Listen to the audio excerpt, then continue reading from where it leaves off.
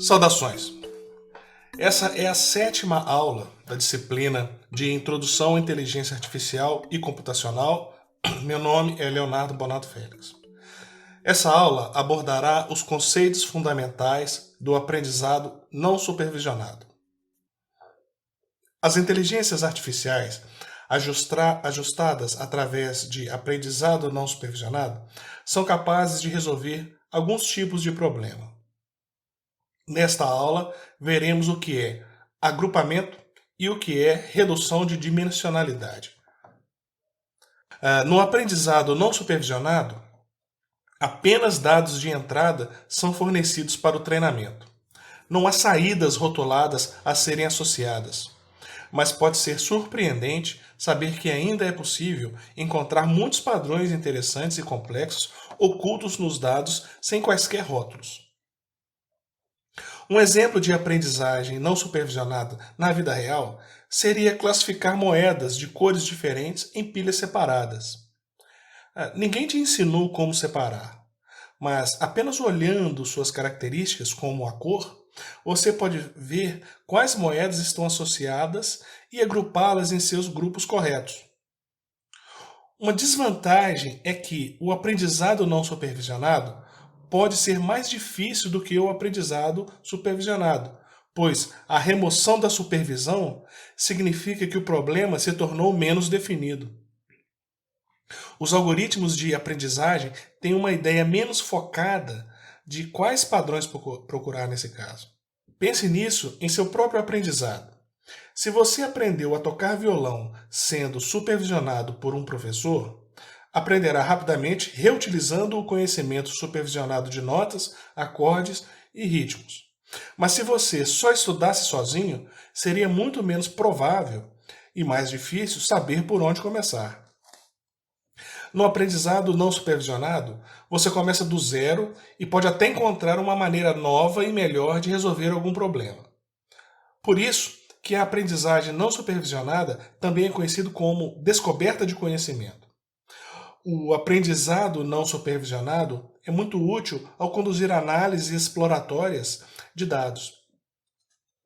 Para encontrar as estruturas interessantes em dados não rotulados, a forma mais comum é o agrupamento.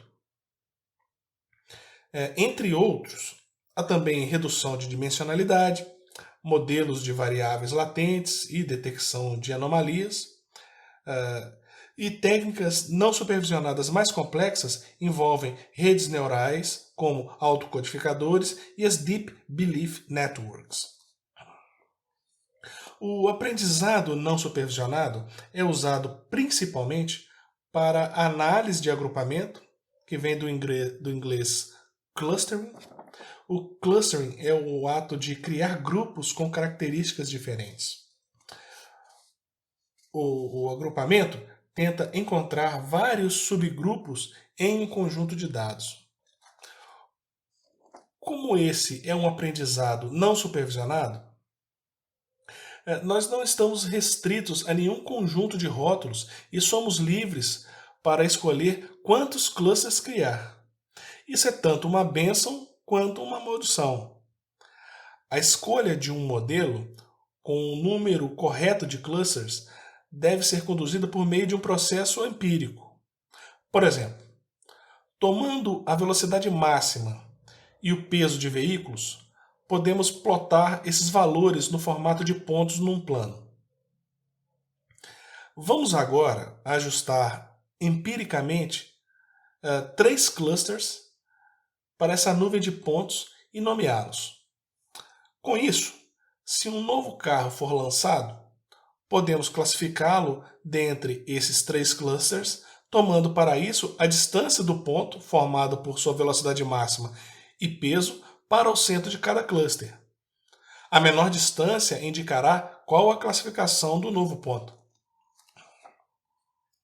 Já a redução de dimensionalidade visa encontrar as características mais importantes para reduzir o conjunto de características originais em um subconjunto menor e mais eficiente que ainda represente os dados.